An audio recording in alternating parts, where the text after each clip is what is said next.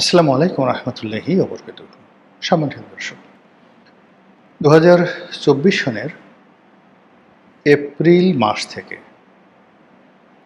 আজ অবধি, মানে 2025 সনের এপ্রিল, 2026 সনের এপ্রিল, এই পুরো সময়টি আমাদের জীবনে এতটা দুর্বোধ্য যে আমাদের যে সিক্স সেন্স রয়েছে, আমাদের যে সিভিক সেন্স রয়েছে, কমন সেন্স রয়েছে, এগুলো দিয়ে আসলে কি ঘটেছে আমাদের রাজনীতিতে আমরা বলতে পারছি না। আপনারা যদি 2024 সনের সেই এপ্রিল মাসের স্মৃতি মনে করেন, দেখবেন সব কিছু একেবারে স্বাভাবিক, কোথাও কোনো রকম ট্রু শব্দটি ছিল না। ঠিক ওই সময়টাতে হঠাৎ করে একটা ভিডিও ফুটেজ মানে আমার সামনে চলে এলো এবং আমি খুব উদ্বেলিত হলাম। আপনাদেরকে বলছি সে কাহিনী, 2024 সনের এপ্রিল মাসের কাহিনী, প্রথম দিকের কাহিনী। নিয়মিত টকশোতে যেতাম এবং 2024 সনে যে নির্বাচনটি হলো, যেটিকে আমির আমির নির্বাচন বলা হয়, তো সেই নির্বাচনের আগে আমি বারবার বলছিলাম যে একটা গণ অভ্যুত্থান হবে, তারপর সরকার এই নির্বাচনটি যদি করে তারা ফাঁদের মধ্যে পড়বে, নির্বাচনের আগে যদি সরকারের পতন হয় ক্ষয়ক্ষতি কম হবে, নির্বাচনের পরে যদি সরকারের পতন হয় অনেক বেশি ক্ষয়ক্ষতি হবে। তো এই সকল কথা টকশোতে বলতাম এবং বড় বড় নেতাদের সামনে বলতাম, তাদের সঙ্গে বাহাস করে বলতাম। এদের মধ্যে কাজী ফিরোজ রশিদ, তারপর জনাব শাহজাহান খান, অন্যান্য যে সকল আওয়ামী লীগের বড় বড় নেতৃবৃন্দ টকশোতে আসতেন, তাদের সঙ্গে নির্বাচন পূর্ব যে টকশোগুলো হতো সেখানে এই ধরনের কথাবার্তা আমি বলতাম। তো যাই হোক, এরপর কি হলো, নির্বাচনের পর মানে এই যে এপ্রিল মাসে বাংলা ভিশনের একটা টকশো ছিল। সেই টকশোতে জাতীয় পার্টির যেটা ফিরোজ ভাই, যিনি কাজী ফিরোজ রশিদ, তিনি ছিলেন, আর সাবেক নৌ পরিবহন মন্ত্রী শাহজাহান খান সাহেব ছিলেন। তা আমরা যখন আড্ডা মারছিলাম সেই যাকে বলা হয় রুমের মধ্যে, তখন শাহজাহান খান আমাকে বললেন যে, এই রনি, তুমি তো খালি সারাক্ষণ আমাকে ভয় দেখাতে, বড় বড় কথা বলতে, গণ অভ্যুত্থান হবে ইত্যাদি ইত্যাদি সব কিছু, তো কই ইলেকশন তো হয়ে গেল, ইলেকশন তো হয়ে গেল এবং একটা ট্রু শব্দ নাই, সব কিছুই তো নিয়ন্ত্রণে, কী সমস্ত কথাবার্তা এখন বলো দেখি কী বাবা বলবা। তা আমি তাকে বললাম যে এটার উত্তর আমি দেবো আজকের টক শোতে, আপনার কাছে এখানে বললে আর আকর্ষণ থাকবে না। আচ্ছা ঠিক আছে, বলো বলো বলো। তৈমুর, মানে বাংলা ভিশনের যে উপস্থাপক আছে তৈমুর, ওর অনুষ্ঠান। তো সেখানে আমি খুব হাসতে হাসতে কথাগুলো বললাম যে খুব দ্রুত একটা গণ অভ্যুত্থান হবে, খুব দ্রুত একটা গণ অভ্যুত্থান হবে, এবং এটা এত আশ্চর্যভাবে হবে যে আমি, শাহজাহান ভাই বা কাজী ফিরোজ রশিদ, ফিরোজ ভাই, আমরা হয়তো কোনো টকশোতে আছি, নিচ থেকে নামবো, যার যার বাড়িতে যাব, এর মধ্যে গণ অভ্যুত্থান হয়ে যাবে। তারপর কাজী ফিরোজ রশিদ আমাকে টেলিফোন করে বলবে, রনি এটা কী হলো, আমরা একসঙ্গে এত সুন্দর করে টকশো করলাম, এখন দেখি গণ অভ্যুত্থান হয়ে গেছে, এখন আমি কোথায় যাই, কি করি? শাহজাহান খান সাহেব বলবেন যে, রনি এখন আমার কি হবে বলো তো, আমি কোথায় যাই, গণ অভ্যুত্থান তো হয়ে গেছে। তো এই কথা বললাম হাসতে হাসতে। কাজী ফিরোজ রশিদ সাহেব, শাহজাহান খান সাহেব, তিনিও অনেক হাসলেন। মানে এটা একটা স্যাটায়ার। দুর্ভাগ্যজনক হলেও সত্যি যে আগস্ট মাসের প্রথম সপ্তাহে, প্রথম দিকে, অর্থাৎ 1, 2, 3 তারিখে যখন ঠিক এইরকম ঘটনা ঘটছিল, একেবারে হুবহু আমি যে কথা শাহজাহান খানকে বলেছিলাম ঠিক সেম ঘটনাটি শামসুদ্দিন চৌধুরী মানিক সাহেবের সঙ্গে আমার ঘটেছে। এটি নিউজে ঘটেছে এবং চ্যানেল আইয়ের সেই যে দীপ্তির অনুষ্ঠানে ঠিক সেম ঘটনা ঘটেছে। তারপর আগস্ট মাসের 4 তারিখে 2024 সনে এবং 5 তারিখে যা কিছু ঘটেছে এগুলো বললে রীতিমতো গল্পের মতো মনে হবে। ব্যাপারটা হলো যে এইগুলো আমি বলেছি, কিন্তু এই ঘটনাগুলো যে আসলে একজ্যাক্টলি কীভাবে ঘটেছে আমি এটা বলতে পারবো না। অনেকে ম্যাটিকুলাস ডিজাইনের কথা বলেন, অনেকে চক্রান্তের কথা বলেন, হোয়াট এভার মেবি, কিন্তু আমি এইগুলোর ডট মেলাতে পারছি না, কিভাবে কি হলো। শেখ হাসিনার পতন কিভাবে হলো, তিনি কিভাবে হেলিকপ্টারে চড়ে গেলেন, কিভাবে নিরাপদে ভারতে চলে গেলেন, কিভাবে আওয়ামী লীগের নেতারা একে একে সকল শীর্ষ নেতারা বাংলাদেশ থেকে এয়ারপোর্ট দিয়ে সীমান্ত দিয়ে একেবারে নির্বিবাদে চলে গেলেন। অনেকে দেখা গেল আগস্ট সেপ্টেম্বর মাসেও গেছে নিরাপদে, কারা তাদেরকে পার করে দিল।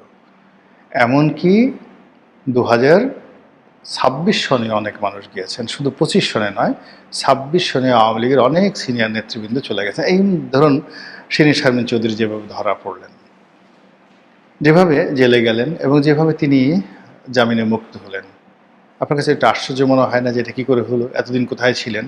এই যে আমরা প্রশ্ন করতে পারি না, এই প্রশ্ন করতে না পারার কারণেই বর্তমানে যারা আছেন তারা আগামীতে ঠিক এরকম বিপদে পড়বেন, যতক্ষণ না পর্যন্ত এই প্রশ্নগুলো তারা মীমাংসা না করেন যে অতীতে এই জিনিসগুলো কীভাবে হয়েছে।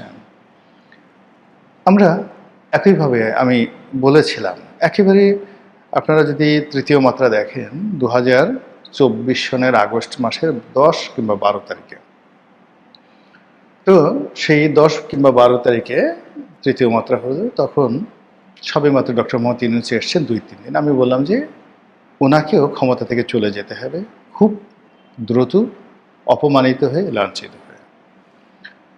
এখন যত দ্রুত তিনি যান তত তার সুবিধা, আর যত দেরি হবে তত তিনি বিপদে পড়বেন। এবং সেই বিপদ তিনি এখন পড়ছেন। তার বিরুদ্ধে, আসিফ নজরুল সাহেবের বিরুদ্ধে, অন্যান্য উপদেষ্টাদের বিরুদ্ধে দুর্নীতি দমন কমিশনে যাকে বলা হয় একের পর এক অভিযোগ পড়ছে। একাগারের কুশীলবদেরকে ধরা হয়েছে, আরও কুশীলবদেরকে ধরা হবে। এজন্য নানা রকম তালিকা করা হয়েছে। এই তালিকার মধ্যে সাহিত্যিক আছেন, সাংবাদিক আছেন, সম্পাদক আছেন, ব্যবসায়ী আছেন, রাজনীতিবিদ আছেন, এমনকি বিএনপির যারা লোকজন তাদেরও আছেন। এবং এগুলো নিয়ে একটা বিরাট সিন্ডিকেট এখন কাজ করছে।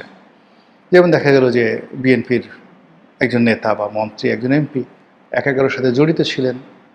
তো তার কাছে গিয়ে বলা হলো যে আপনি তো একাগারের সময় এই ধরনের কথাবার্তা বলেছেন, এগুলো নিয়ে তালিকা হচ্ছে, খুব দ্রুত আপনাকে ধরা হবে, আপনি মন্ত্রিত্ব হারাবেন, এমপিগিরি হারাবেন, আরও বড় বড় পদ যা কিছু সব হারাবেন, নেতার কাছে সব খবর আছে এবং খুব রাষ্ট্রিক অ্যাকশন নেওয়া হচ্ছে, অতএব আমাদের সাথে ডিল করেন। এগুলো নিয়ে যে কত ব্যবসা হচ্ছে পর্দার আড়ালে, কত সিন্ডিকেশন হচ্ছে, যার কারণে কি হচ্ছে, সরকারের যে কর্মকাণ্ড, সেই কর্মকাণ্ডে কোনো গতি আসছে না, সকলের মধ্যে একটা ফ্রাস্ট্রেশন চলে আসছে। যেটা বলছিলাম যে 2024 সনের এপ্রিল মাস থেকে 2025 সনের এপ্রিল, 2025 থেকে 2026-এর এপ্রিল পর্যন্ত যে ঘটনাগুলো ঘটেছে, এত দ্রুত, এত আশ্চর্য এবং এত ইউনিক, আপনি একটার সঙ্গে আরেকটা মিলাতে পারবেন না। কী করে ডক্টর মোহাম্মদ ইউনূস ছিলেন, অর্থাৎ প্রথমে কী করে শেখ হাসিনা গেলেন, কী করে ডক্টর মোহাম্মদ ইউনূস ছিলেন, কারা বঙ্গভবনে এই উপদেষ্টাদের সিলেক্ট করলো, কারা তারপরে ডক্টর মোহাম্মদ ইউনূসের বিশেষ সহকারীদেরকে নিয়োগ দিল, কারা সচিবালয়ে বসে বসে সচিবদেরকে নিয়োগ দিল, ডিসিদেরকে নিয়োগ দিল, খালি জায়গাগুলো পূর্ণ হলো, মিলাতে পারবেন না। তারপরে এখানে আলী রিয়াজ কী করে এলো, এখানে মনির হায়দার কী করে এলো, কী করে সংস্কার কমিশন হলো, এতে করে কী করে আপনার এখানে বদিউল আলম মজুমদার থেকে শুরু করে অন্যান্য যে সমস্ত লোকজন আসলেন তারা একত্র হলেন, দেবপ্রিয় ভট্টাচার্য, তারপরে মতিউর রহমান, মাহফুজ আনাম থেকে শুরু করে এমনকি নুরুল কবির সাহেব, তারা কী করে ডক্টর ইউনূসের কাছাকাছি গেলেন, আবার তারা ডক্টর মোহাম্মদ ইউনূসের থেকে কেন দূরে সরে গেলেন। এরই মধ্যে তারেক রহমান সাহেব এলেন, সবাই আবার ঝাঁপিয়ে তার কাছে গিয়ে পড়ল। সেই মাহফুজ আনাম, সেই মতিউর রহমান, সেই যাকে বলা হয় নুরুল কবির, তারা আবার সেই তারেক রহমান সাহেবের কাছে গেলেন, কথা হলো, বার্তা হলো, কিন্তু এখন আবার তাদের সাথে সেই সম্পর্কটা নেই। তারেক রহমান সাহেব নমিনেশন দিলেন, অনেকে মন্ত্রী হলেন, অনেকে এমপি হলেন, স্পিকার হলেন, কত কিছু হলো, কিন্তু কোনোটারই ডট কেউ মিলাতে পারছে না। দেশে কি ঘটছে, জামাতের সাথে বিএনপির সম্পর্ক কি সাজানো নাকি নিতান্ত খেলাধুলা, এই বিষয়গুলো নিয়ে কিন্তু প্রতিদিন আলোচনা হচ্ছে। আর সেই আলোচনার ফাঁকে যে প্রশ্নগুলো সামনে চলে আসে সেটা হলো পর্দার আড়ালে কেউ খেলছেন। এবং সামনে অনেকে খেলছেন পুতুল রূপে, জাস্ট লাইক ডল। আমরা যে মঞ্চে পুতুল নাচ দেখি, সেই পুতুল নাচের পুতুলকে নাচানো হয়, পুতুলকে গান গাওয়ানো হয়। আপনারা জানেন পুতুল গান গাইতে পারে না, নাচতে পারে না। পিছনে সাউন্ড বক্স থেকে তার পুতুলের হাতে পায়ে সেই রশি বাঁধা থাকে, সামবডি।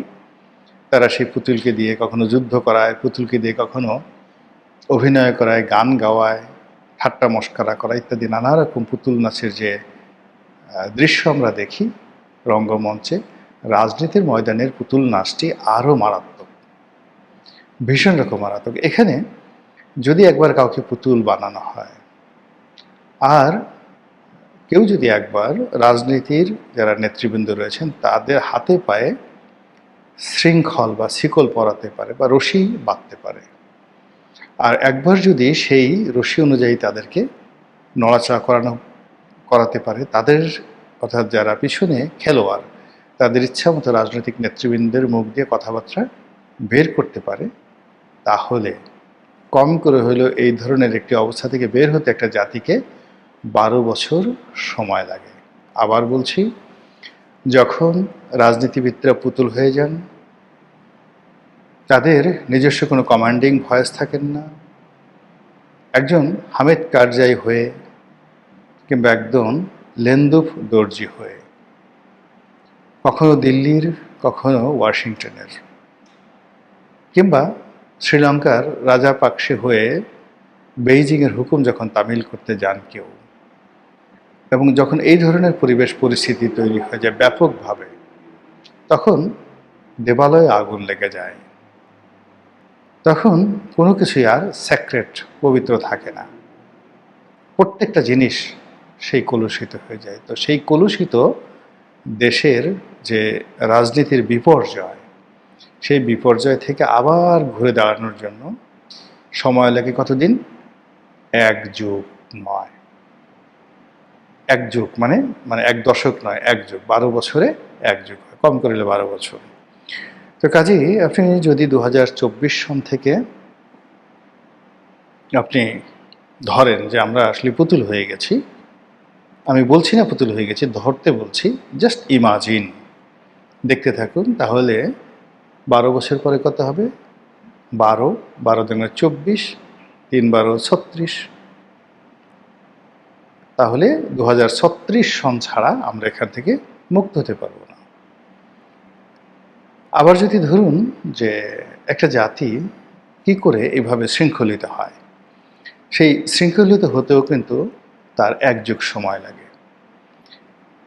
আওয়ামী লীগের যতটুকু ক্ষমতা, শক্তি 2012 সন পর্যন্ত ছিল, 2013 সন থেকে তারা তাদের স্বাধীনতা হারাতে থাকে, শক্তিমত্তা হারাতে থাকে, এবং তারাও পুতুলে পরিণত হতে থাকে। এবং সেই পুতুল ম্যাচিউর হতে হতে 2024 সন চলে যায়, 12 বছর পরে তাদের পতন ঘটে। আবার 2014 সন থেকে যে নতুন পুতুল নাচ শুরু হয়েছে, এটি যদি এখনও চলে, আগামীতে চলে, তাহলে আরও 12 বছর আমাদেরকে অপেক্ষা করতে হবে। মহান আল্লাহ আমাদের সবাইকে হেদায়েত দান করুন এবং হেফাজত করুন। আসসালামু আলাইকুম ওয়া রাহমাতুল্লাহি ওয়া বারাকাতুহু।